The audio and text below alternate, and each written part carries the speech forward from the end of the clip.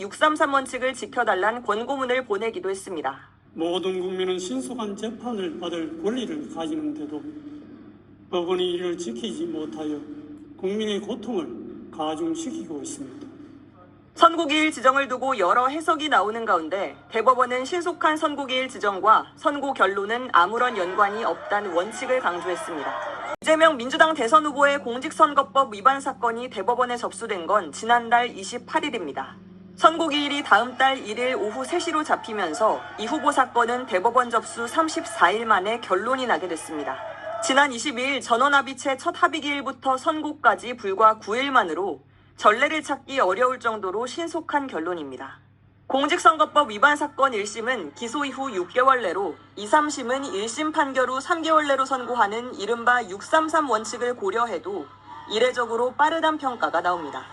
대법원이 추가 합의기일을 잡지 않고 선고기일을 지정한 건 조기 대선을 앞두고 여러 불확실성을 없애기 위한 거란 분석이 나옵니다.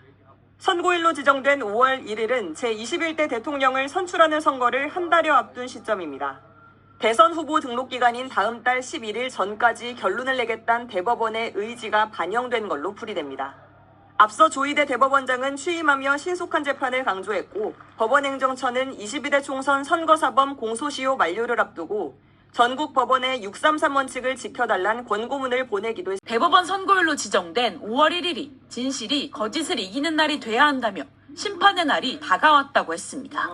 조속한 판단을 내리기로 결정한 것은 정말 다행한 일입니다.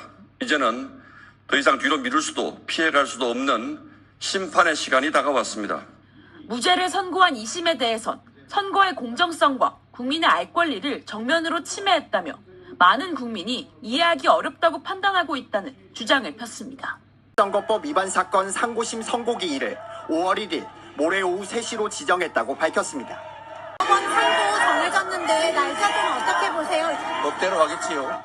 대법원은 대법원장 등 12명이 참여한 이번 합의기일에선 다른 때와 달리 이 후보 단일 사건만 심리했고 5월 1일 기일에서도 이 후보 사건 선고만 이뤄집니다. 대법원 전원합의체 첫 기일부터 9일 만에 대법관들의 최종 판단이 나오는 겁니다.